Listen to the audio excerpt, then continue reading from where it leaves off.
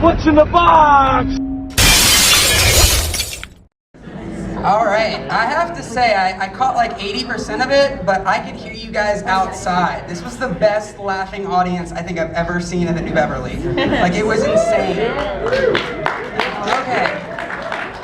All right, so we got a lot of people to come up here. I'm probably gonna miss a name, but here we go. All right, so starting with our director, Danny, come back down. We got producer Luke Ryan. I'm not sure where you're at, Luke Ryan. Followed by creators, Jon Hurwitz and Hayden Schlossberg.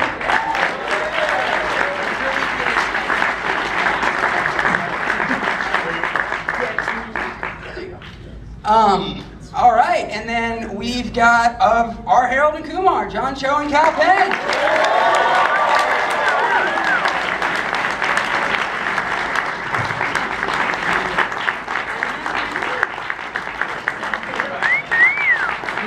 And then we've got David Krumholtz and Eddie K. Thomas.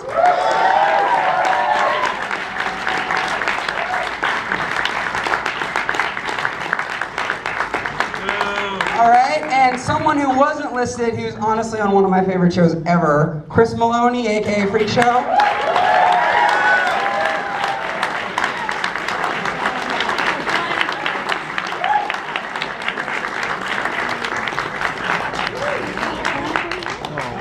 Wow, and so we've got Kelton, who was one of the Battleship girls. Yeah. So you can expect a raunchy question in about 15 minutes. All right, we've got Randal Reeder, who's in part 2, I think, right? Yeah. Yes. Thank God, yes.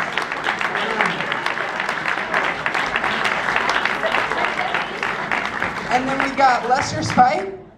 He's on his way. He is en route, okay. Yeah. That's it. Wow, they literally just all burst into the water.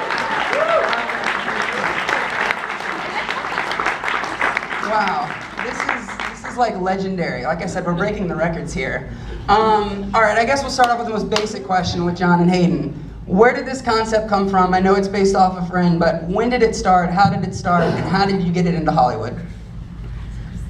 We have a friend, Harold Lee. Stand up, Harold. Give it up for Harold, the real guy. Harold. He's in the back there. The real Harold, please stand up. I'm sorry. I know this is Hayden's time, but can I just say that Harold and I are actually friends, and there's no, it's a very specific pleasure to walk the streets of Los Angeles with Harold Lee, have people yell Harold, have Harold turn around and be met with a blank stare. It's very unique. I love you. So we knew Asian people. And then we lived on 910 Martel, really close to here, and we get high every day and drive to Apple Penn, because we like that, and along the way past a bunch of hamburger chains, and we're like, there's a movie here. We were high. And yeah, we just got so high. Like Danny said, we were vaping decades ago. It was crazy. And that's it, Harold and Kumar. Okay, well, how did you guys actually shift it though into an actual screenplay to get people to look at this? Well, the weird thing was, we had written a few screenplays before Harold and Kumar got to White Castle, and Harold and Kumar were characters in every screenplay we wrote. They were minor characters, and they were kind of like RJ and Silent Bob, but our movies were never made.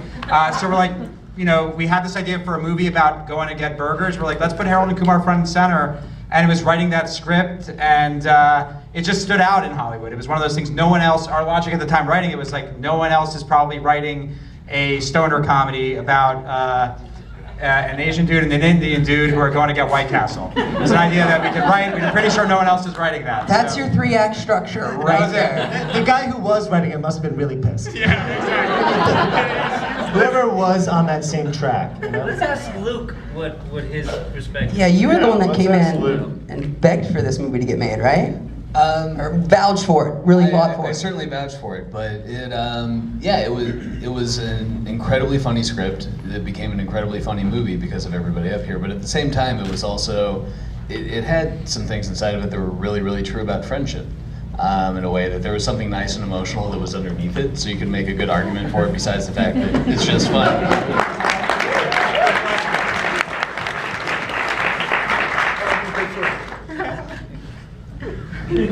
No grape soda. There was a slight distraction there to give me that No one. Kool-Aid, no grape soda, nothing. But so late.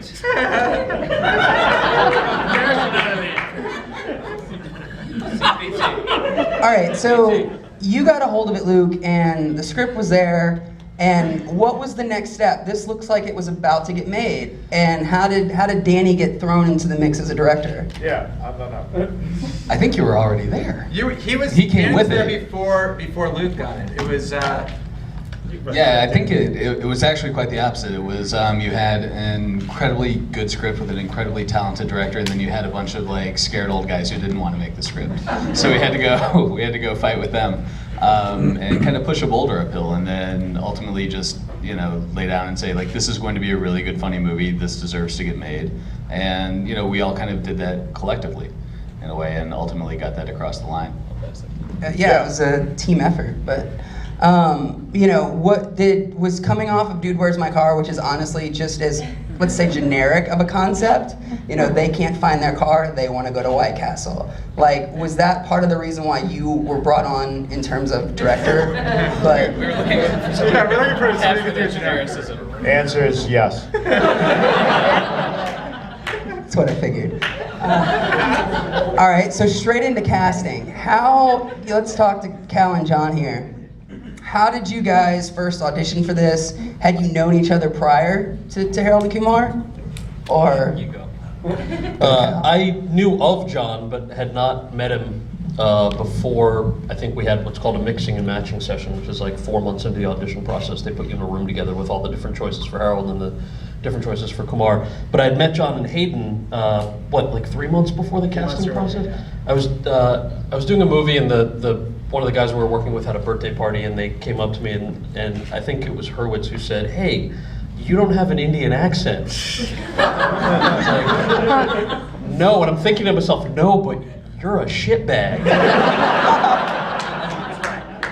And I remember then asking him, like, why did you think I had an accent? He's like, oh, you have this movie Van Wilder that just came out. I'm like, okay, that's fair. You're allowed. But then they told me about Harold and Kumar Go to White Castle, the script, and I kind of thought, actually, I was really cynical at that point and said, you're never going to get this made in Hollywood. I would love to help you find financing independently, scrape it up through like relatives or something, and try and get this movie made. And then 3 months later, they ended up selling it, which was incredible. The casting, I met Kal, let's face it, we didn't think, this didn't seem logical at first, right? And I wasn't sure whether I would be cast, but I didn't think that this particular combination would work, but it did, my friend. It did. But the longer story is that Jon and Hayden had seen me in American Pie, and because they had this Asian friend Harold, they figured who got mistaken. Harold got mistaken as for me a lot because people thought he was the MILF guy from American Pie, and that's why they thought of me for this role. So that's the story of everything goes back to that. I think Danny should talk about like the mixing matching, because I remember Jon and I we got a glimpse at the rehearsals, but there was a big search, right? Yeah, we did a big search, just we wanted to do, it was a risky movie to make, and I wanted to make sure we made the right decision. The fact that we got, funding was incredible, and then we were going through the process. I just remember, just to backtrack, before the casting, I remember trying to get the money before Luke came on and going to a couple of the studios, and one of them was like, look, we really love this movie. How about we do it with a white guy and a black dude? That is no joke. This is way deep into the thing. And we were like, I'm not really sure what to say. It was like, oh my god. Yeah, it was intense. And then, but yeah, the rehearsal, the audition process was just, it was like, bringing in people, and I guess we had you guys read together, right? That must have been in, wow.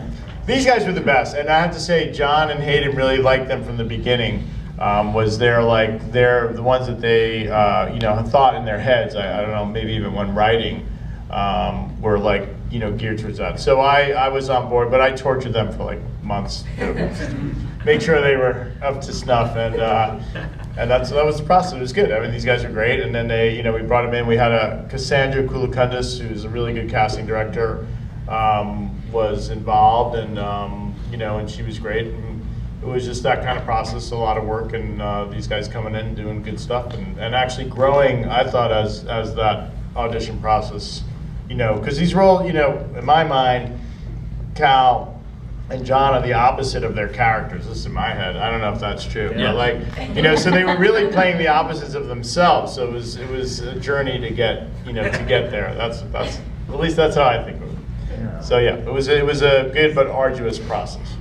Well, I know, Jon and Hayden, you took a lot of personal experiences throughout really the trilogy and added them kind of into your story. But with Kal and Jon, did you guys have any relation to these characters before you started playing them, time and time again? Did you have, are you similar to these guys? I will say that, Jon and Hayden did something really clever, which was in anticipation of that conversation where somebody pitched a black and a white guy, they made, I think there was even more culturally specific stuff in the script to begin with than made it into the movie, and I think that was a defensive move to tell anybody that was reading we were really committed to the ethnicities of these characters, and we don't want that touched. And so there was a more culturally specific talk, and yes, I did relate to a lot of that stuff that rang true and probably came from Harold Lee. I also just remember in the first script, we really emphasized that, Korean guy, Indian guy, neither one has accents.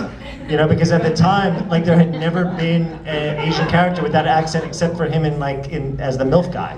So because a lot of people read the script and just assumed they might be foreign exchange students, and you really had to back then emphasize, that these guys were born in America. It was a totally different world.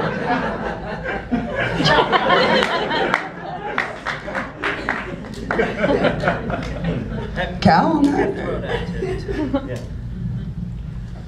I was gonna say, did you pull any? Jon obviously said, he pulled several things from the character, but did you? Yeah, so I tend to be, I'm very high strung in real life, and Kumar is You can not. tell on Twitter. So, yeah. So as we started getting into the first movie, at some point, I think we switched where you adapt some things about the personality of the characters, because I think you're spending the majority of the day playing this person, and it felt great. This is incredible. This guy is Playing so a much badass. cooler, so much cooler than I will ever be, and I enjoyed that. I don't know how much of it I retained, but.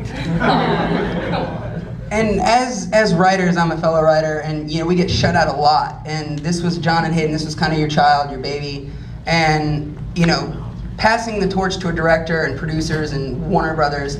How much did you actually get to be on set and do, work with Jon, Kal, and Luke, and everyone as writers? Because we get the shaft. The thing that was amazing about this movie is Danny here insisted that Hayden and I be there every day. So it was one of those things. We were so lucky to have a filmmaker who was supportive of the script, supportive of writers, and we sat there working with Danny on the movie, and he kept us involved in the process from the very beginning to the very end. And it was our film school. Hayden and I didn't go to film school. We were, we went to, he said, I studied finance in college, and he was going to go to law school. So we sold a screenplay to try to avoid that, and so we didn't have education in this whole thing, and Danny gave us our education on that movie. It was awesome having him. Can I?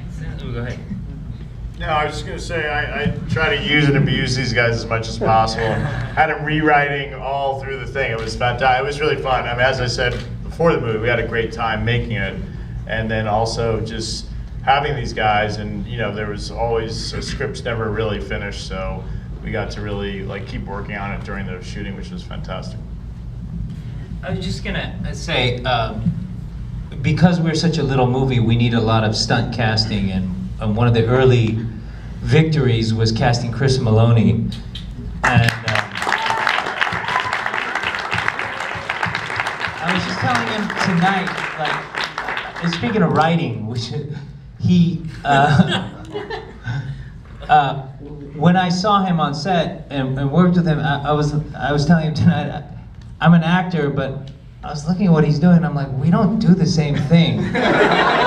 He's doing something completely different from what I do. And I'm just gonna ask him, as another actor, what he did. What happened prior to the day of filming? John, it's called a reach around. It's fine. We'll get past it. But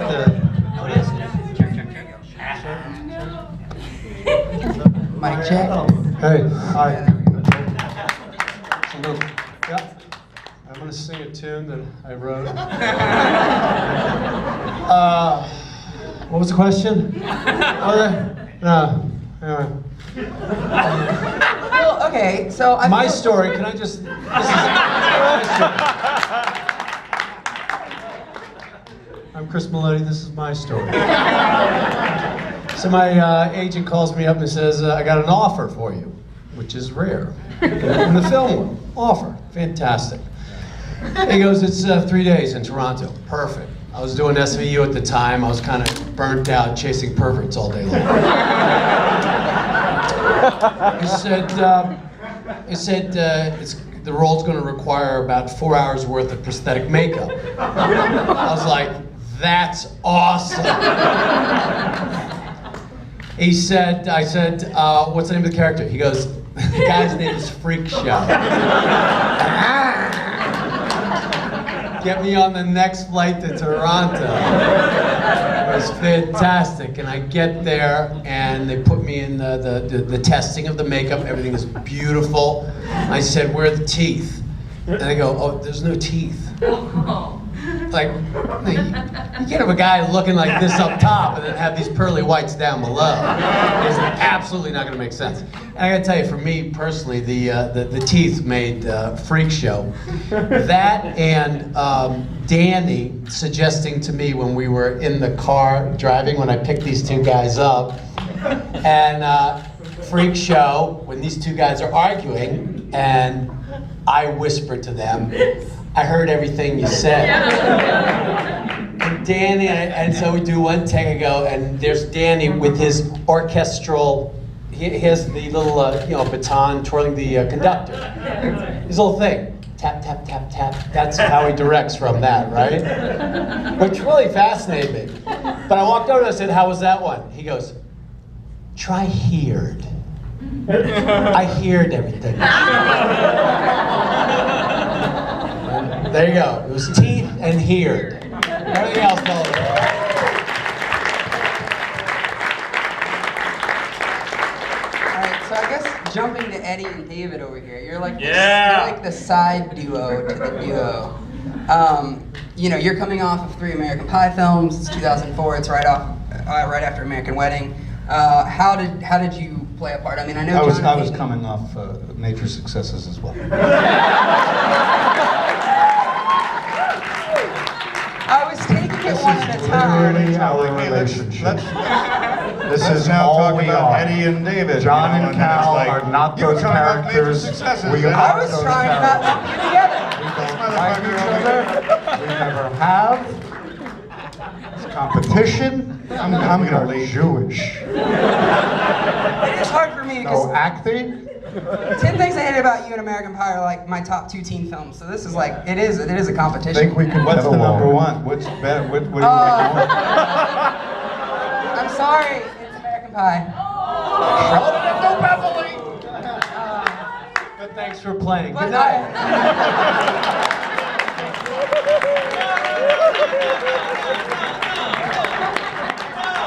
Definitely not him. I'll stay, but this better get more gratifying. Well, I was trying to not group you guys together. I could.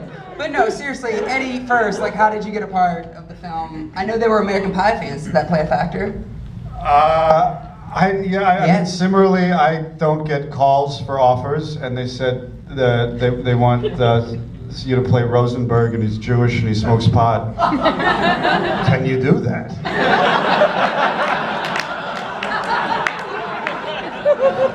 I said, yeah. You do that. Yeah, I mean, that was really it. I think I might have been doing what I'm doing in the movie when I got the call. I was fielding several offers at the time, as I am at all times, just so you guys know. Still waiting on 11 things I hate. No, about but you. what's interesting is Eddie and I were friends for quite some time. Prior to that, it's true, I mean, we were those characters. Those were the extreme, sort of exaggerated versions of us. We hung out a lot and smoked a lot of weed. And I will say that we were stoned when we did our scenes in Harold and Kumar. I was. I fucking was. Definitely stoned down. And I was. That's how high I was. That's the only way to watch The Gift with Katie Holmes. And just like, By the way, I heard Katie Holmes, afterwards I heard Katie Holmes wasn't thrilled. And I was like, fuck Katie Holmes. pretty much. I think Rosenberg and Goldstein might have been an homage to Jon and Hayden, yes. Kind of like us. Kind of, yeah, kind of. Good juice. Like, is everyone in this movie a part of you? Diarrhea twins. Yeah, that's No, I'm coming to you. I'm coming to you. All right, so Kate. Hi, I'm glad we're Facebook friends. That's great. Okay, so I just have to know 2 questions. The first one is how long did you have to fake a really bad case of the shits? It was hours. It was really. Was it 2 days of filming? I think so. No, we finished the bathroom in one day. We did finish the bathroom in one day. We were given fart clickers so that we could hear each other between the walls. And thank you, Danny, for that bit of method. But where did the method come from was my second question. I mean, how is it like, I'm sure you took acting classes. Where did you pull that scene from? lactose intolerance. You don't just mean lactate? I think both of us actually had lactose intolerance, so we were convinced that's why we booked it. We were very, very convinced. Yeah, how was the audition process for this when you called? I saw Brooke's tape and she made the fart noises. I was really impressed. With her real butt or her mouth? I did not know. Her mouth. Okay, that would have been really method. Hey, some actors, they, Not that method. they get weird. Wow. Okay, so I think we've covered Needless to everyone. say, there was no offer. There was There was. there was no. I think that we. Audition. Yeah, no, you did a great job faking the shits. Everyone was going crazy during that scene. There was applause for who was ahead in the battleship game. Yeah, it was great. All right, well, I think we've covered all of the Harold and Kumar 1 cast. We got a couple people from 2, and we're going to introduce that, but let's totally throw it out to this fucking awesome audience. So, raise your hand. There. With the director and casting and actors, you guys really had magic in a bottle, but it was still kind of risky with having minorities as the lead. But it was obviously huge and had multiple sequels. After the movie came out, was there a certain point where you realized how big it had become, as opposed to? That's like opposite of what happened. Still waiting. Yeah, no, it was crazy. You know, when Hayden and I sold the script to there's a company called Senator, and now they're called Good Universe, but it was these guys Joe Drake and Nathan Kahane, and when we sold it to them, we said, you know, it's important to us that it stay Harold and Kumar Go to White Castle, and when we sold it, the agreement was that they wouldn't change that. It was a challenge, as Danny said and as Luke said, to get it made. Once it got made, the crazy thing was we tested the movie and it tested great. People loved it. The reaction was very similar to the reaction tonight. So we all thought that this was going to be fucking huge. We were pumped. So they hired Hayden and I in advance before the movie came out to write a sequel. They part of our deal was going to be Harold and Kumar Go to Amsterdam. They sent Hayden and I to Amsterdam to do research, which was the best. Research, yeah. It was the best perk. It's probably my favorite part of my entire career. Yeah, we were all excited. We were gonna make the movie, and then we all got together. New Line or one of the companies got a couple limos for all of us to like drive around from theater to theater that first night and just watch the glory of everyone loving this movie. And we went from like half empty theater to like basically empty theater to basically empty theater. I was in the fun, drinking limo, and I remember Hayden was in like the bum, like he was with all the executives who were like devastated. I think we were in the fun limo. We were in the fun limo. Yeah, exactly. So but it was one of those things where Hayden and I were writing the script. We literally got a call. They didn't wait until Monday. They called us on Saturday, and they just stopped writing. They stopped writing, and they're like, we're not doing another one. And we were like, no, you saw audiences like the movie. They're gonna find it on DVD. You're gonna want to do one. And they're like, no, you're crazy. And then like a year after it came out on DVD, or 6 months after it came out on DVD, they called us up and they said, do you want to write a straight-to-DVD version of the movie? And we said no. Fuck that. And then we said, no, only a theatrical. And then we, eventually they called us like a year after that, or 6 months later, and we said, yeah, let's do it. And then we wrote Harold and Kumar Escape from Guantanamo Bay. Way to hold strong. Nice. Yeah, it was a long 4-year battle, but you got it done. A small bit of strange trivia. Tonight, I saw on the street, on La Brea, Dax Shepard, who was in a movie called Without a Paddle. You've seen Great. it. Great. This straight-to-video sequel sucks, but Without a Paddle is Without a amazing. Paddle opened the day Harold and Kumar. Same year. They were. I feel like Without a Paddle destroyed. No, The Village. What happened was No, The Village just destroyed all of us. they did like 3 times as well as us Without a Paddle. We were just like, oh my god, like I thought our movie was so good and Without a Paddle does so much better, and then like, I don't know if you're gonna have Without a Paddle here. No, you know what's weird? I feel like we're the better class. A bit of trivia. Michael Torgan, who's the proprietor of this theater, rode with me in my limousine to the premiere of Harold and Kumar. So we go way back. We're gonna give it up to Michael in a bit, but yeah. Another question. Go for it. Yes. I was wondering how White Castle came on board as the restaurant. We're from New Jersey. Yeah, what did I say? I don't know. I mean, we needed a burger chain that was not so, common that it's on every street corner. Like if it was McDonald's, it'd be like, how tough is it to find one? But we wanted one that like you could go. There needs to be more than one, because we had this scene in the movie where they go to one and it turns out it was closed. So it was just a practicality thing. What I would say is, it was one of the things we liked about it was like in our minds like an underdog fast food chain that was open 24 hours. That most of the people who are eating the food there are fucked up like Harold and Kumar are. It was right for those guys. I remember also the premiere of the film, the after party, I think, or even maybe the promotion of the film was in a fucking parking lot on Sunset, like an abandoned lot, where they've never had a premiere before or since. And there was a big White Castle like setup, and we all ate White Castle burgers, and I got fucking sick as a dog. The weird thing about it was they had it for a week or two open, Yes. but only during the day. So it was like on the Sunset Strip, like where everyone like on the weekends would just be drunk and like walking through, and like you'd get a lot of promotion for the film. It was dark. It was just dark and boarded up basically when people were actually walking by. I went back. I actually went back the next day, and they were giving out two free sliders to everybody who came. And I got there and I recognized the rollerblading girls who were at the premiere, and then they recognized me and they were like, "Weren't you in the movie? Do you maybe?" We were doing an event at that. They gave me more. we were doing like promotional stuff, interviews and stuff at that White Castle, and I remember this clearly. I don't know if you do, Chris, but in a strange coincidence, Chris Meloni was jogging. Do you remember that? You don't. That body doesn't happen by accident. You work at it. You exercise. PX90. You jog. But he was jogging by. You don't remember that?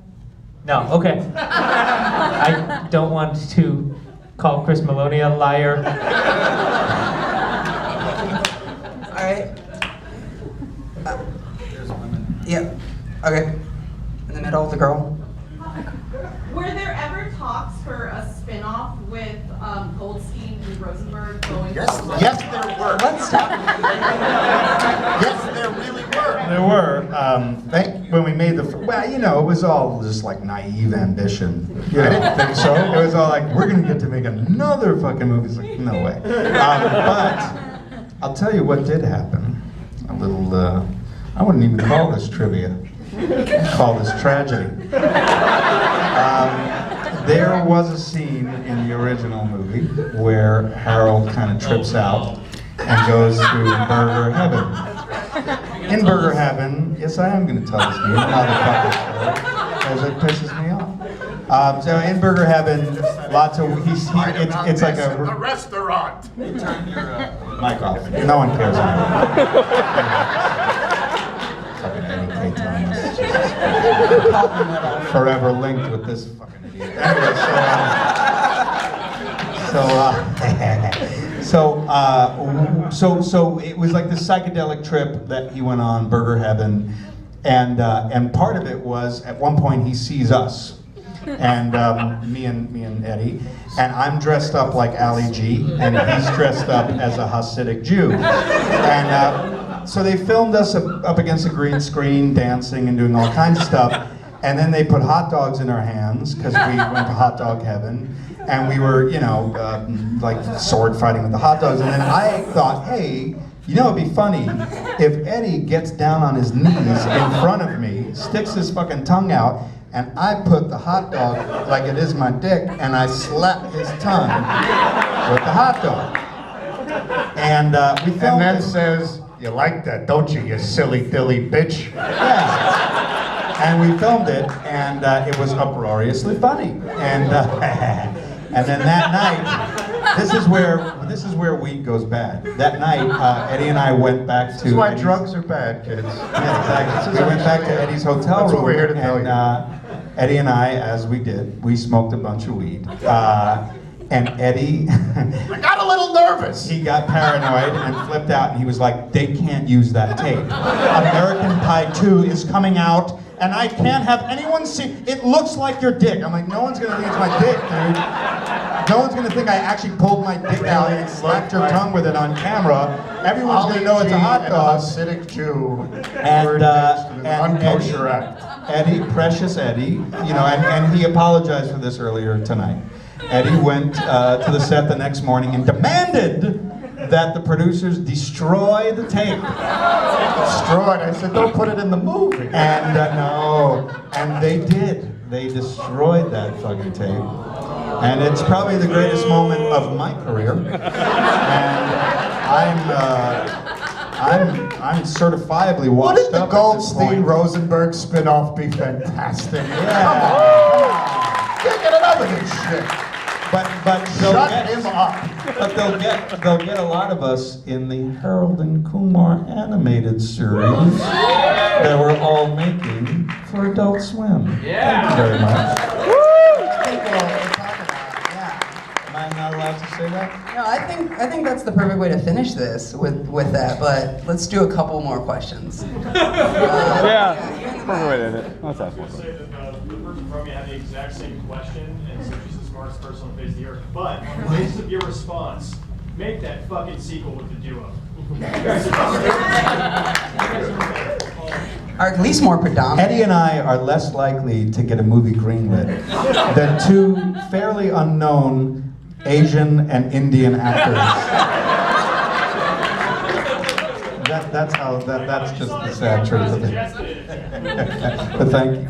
It was hard enough getting the sequel made, let alone the spin-off to the first movie. I mean, Yeah, I have my friend Adam right here. What? Question. I guess now you guys are doing an animated series, so this question is kind of pointless. But I was wondering if there was a fourth. So pointless. It's a great way to gap between 3 and 4, Adam. What type of crazy shit would these guys be getting in if there was a fourth? Is it graphic? Can you say that? Like really graphic? I just know John and I have always wanted to have an anus in our movies. we have one on the animated show that we're drawing right now, but you're trying to explore nether regions that you don't even know about, crevices. Dark black holes. They're adults. They're married with kids, probably in the fourth one. So, who knows? Maybe it's like a City Slickers type thing. We'll see. City Slickers. With Neil as like the Bruno Kirby. Yep, right there. So, John, when Star Trek Into Darkness came out, you were pretty open with your opinions on casting of Khan.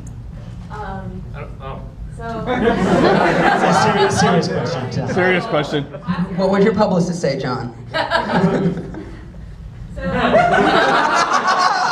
Hold on, he's formulating his generic answer. I was wondering, after reading this movie, did you find that more opportunities opened up to you, and do you think it's improved since then, or gotten worse? You mean for men of color?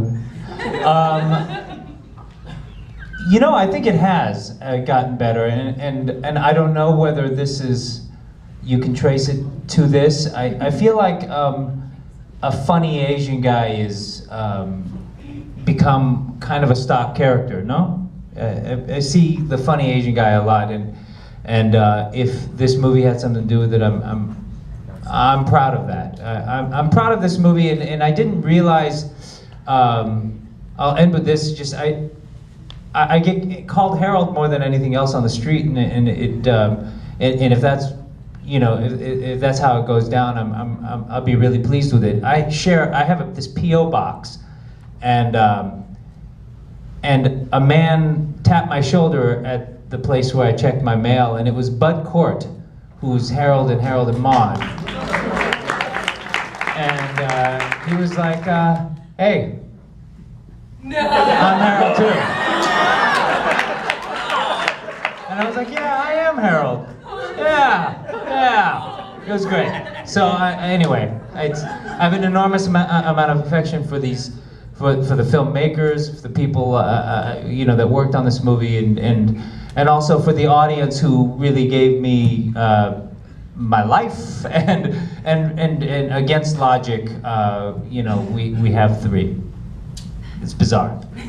Let's do one more question. All right, I don't have my glasses nor contacts. Go. David, call it. Was Neil Patrick Harris always written into the movie? Or did he just agree to do it and you guys needed a celebrity? He was in it from the very first script. From the very first script. We were guys who grew up loving Doogie Howser, and we figured, okay, on this journey they should pick up a hitchhiker. How about a celebrity who you wouldn't expect to be tripping balls and fucked up? And weirdly enough, Kumar has the whole med school thing where it's on story, weirdly enough. And it's it just was this beautiful thing. And at the time we're he was getting major accolades on Broadway. We're this guy's a great actor. And all of us from the beginning were just we need to have him. And he's told the story before that he heard through a friend that there was this script going around town, and he's in the script and he didn't know about this movie. So he looked into it and found out, and as soon as he, I know Danny flew out to meet with him, and we all, as soon as he met all of us, he knew that it was coming from a good place. And I'll never forget just being there on set and realizing what a crazy immense talent that he really was. Our logic was, well, no matter what, the lines would work for the audience based on who he was and his persona, but his performance is why the character is just at the level that it's at. And it was just a crazy stroke of luck that he agreed to do it, and that he was as amazing as he turned out to be. Just one last thing. I remember the first day he came on set, I had a little different vibe going on, because when I met with Neil, he was just look, the one thing is I just don't want this to be a Doogie Howser joke, this is, I just don't want to get into, I don't want to be making fun of Doogie Howser and all that. I'm no, that's not our intention. It's, the script is, this crazy character, Neil. And but the first take we did was with Sandy Joe Bevins, the cop. And, I like to let the actors improv, we get the script and then we have fun and play around. And probably the first take, Sandy was pretty wound up. and all he did like a 5-minute run of Doogie Howser jokes. I'm like, all right, and I was just, I was wondering how Neil was dealing with it and whatever, and then, we're getting ready to do take 2. I hear, Danny, can I talk to you a second? And I said, look, I swear I didn't tell him. Fucking Sandy, don't do that. No, but that was it. He was cool after that, but he was a little bit like, what the hell did I sign up to? I just want to say one thing. It was really tough getting Harold and Kumar Go to White Castle made. When it didn't do that well opening weekend, you can imagine how tough it was getting Harold and Kumar Escape from Guantanamo Bay made. And 4 years. That's yeah, it was 4 years, but we got it made, and our first thought was like, we need to bring like all the people that we love back. So it was, obviously John and Kal, but then we had Rosenberg and Goldstein, and we needed to bring. The great thing about Meloni in White Castle was he was so unrecognizable that we could just have him back in the sequel as a completely different character. So he plays the head of the Ku Klux Klan. I mean, it was amazing. And then, we had a great time working with Rob Corddry on the sequel, and he unfortunately couldn't make it here tonight. But we have Lester Speight and Randal Reeder. Yeah. And they're here. I'd like to hear what they have to say about the sequel, but also just be aware that if you aren't going to see the sequel, they're going to talk to you afterwards. So. Yeah, so how was you guys joining? I'm not going to ask a goofy question because you're tall and big. But no, how did you, first with Lester, how did you get a part of the sequel? I did a YouTube video from prison. And I'm totally joking.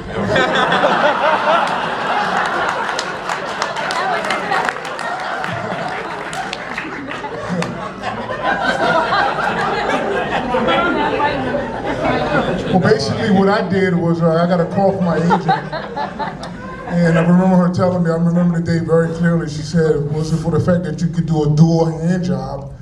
With, it was great. It was great, and I went down and got it. Big man did what he had to do. That was great souls for everybody. No offers for the big man. One thing that I do want to say is, you'll see in the sequel, if you haven't seen it yet, the grape soda scene. That was a scene that that we wrote and we loved. It was a scene that we loved, and so racist, man. It's a very racist scene. But it was like that character. It was I love grape soda. the satire with with Rob Corddry and the Homeland Security thing, and this guy is such a moron. And I just remember though meeting you for the first time and being like, I hope this goes well. I hope this conversation goes well. And the first thing you said to me was that grape soda thing killed me. You're like that was awesome. And from that moment on, I was like, okay. We love it. I put it on cereal. I love it. We love grape soda, man. And he was pouring out. I was really like, oh shit.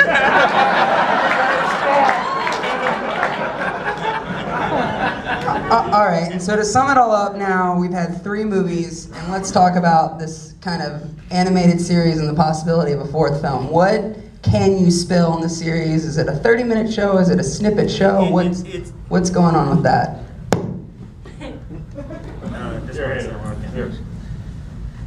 It's a 30-minute show. It's gonna be on Adult Swim, okay? And for Adult Swim, it's gonna be the weirdest fucking show ever. We're allowed to say shit and fuck. Like I said, we're showing an anus in the first episode, and it's just gonna be awesome. Who's anus? Well, okay, spoiler. What we learn in the pilot, or one of the first episodes of Harold and Kumar, the animated series, is that Harold happens to have the world's longest taint. The distance from his testicles to anus is unimaginable. But yeah, it's gonna be a half-hour show. It's gonna be awesome.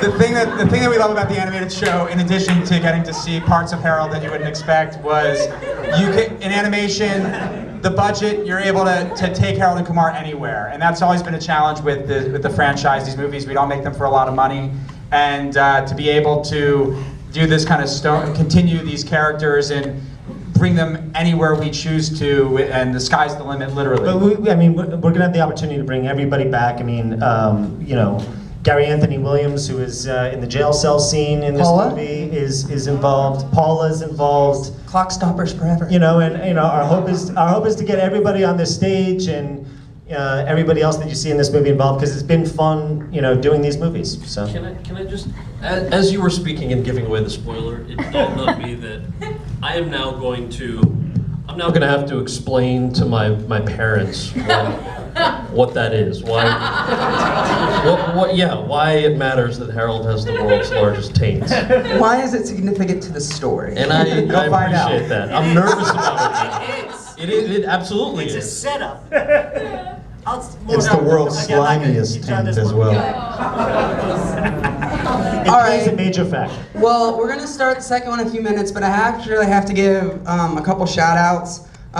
John Cho mentioned him earlier. This guy is the most humble, hardworking, nicest person. I moved here 6 years ago, and I found a place like this that I could call home away from home. I grew up with a theater like this, and he's done nothing but welcome me, befriend me, and be nice to me, and he's let me host these events, and we've got those 2 more events coming this month. So we have to give a huge, in fact, give a freaking standing ovation. Michael Torgan, the owner and operator of this place.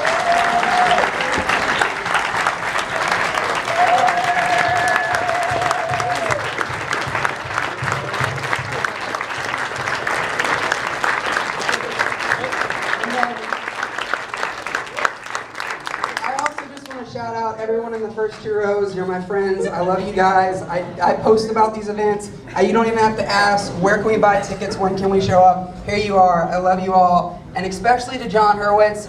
He's the one who really I got a hold of for American Pie in this. And really, him and Michael, if it wasn't for them, we would not all be here. And so, dude, I love you. So, all right, so we're going to take a 10-minute break. And then we're going to start 2.